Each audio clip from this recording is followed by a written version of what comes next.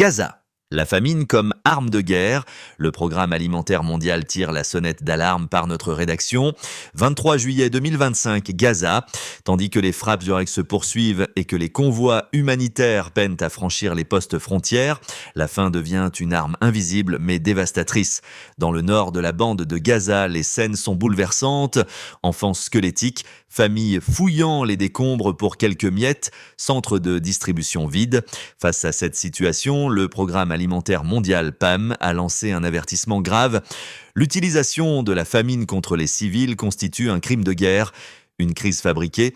Depuis plusieurs mois, l'accès humanitaire est sévèrement restreint. Des convois sont bloqués, les infrastructures agricoles détruites, les boulangeries à l'arrêt faute de farine ou d'électricité. La situation est désespérée, confie une responsable du PAM. Les enfants meurent littéralement de faim sous nos yeux. Selon plusieurs agences de l'ONU, aucune zone de Gaza n'est actuellement en sécurité alimentaire. Dans certaines régions, la famine est officiellement déclarée, un seuil rare, franchi seulement dans les pires catastrophes humanitaires de l'histoire moderne. Ce que dit le droit international à Genève ou à La Haye, le message est clair.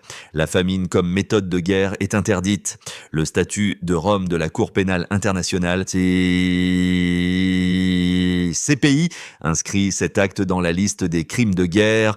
Affamer intentionnellement les civils, bloquer l'aide humanitaire ou détruire les biens nécessaires à leur survie, nourriture, eau, soins, sont autant d'actions pénalement répréhensibles. Ce n'est pas simplement une tragédie humaine, c'est possiblement un crime délibéré, organisé, affirme un juriste spécialisé en droit international humanitaire. Une réaction internationale encore timide malgré l'ampleur de la crise. Les réactions politiques restent mesurées. Des appels à un cessez-le-feu humanitaires sont lancés, mais les négociations piétinent. Pendant ce temps, des centaines de milliers de Gazaouis tentent de survivre dans les ruines, sans eau potable, sans nourriture, sans soins médicaux. Le PAM, comme d'autres agences onusiennes, demande un accès libre, immédiat et sécurisé pour l'aide humanitaire. Si rien n'est fait, la famine ne sera pas une conséquence de la guerre, mais une arme de cette guerre, prévient un porte-parole. Et après, la famine n'est pas une fatalité, elle est bien souvent une décision humaine. Dans le droit, comme dans les faits, la priver de sa banalité est un devoir moral et juridique.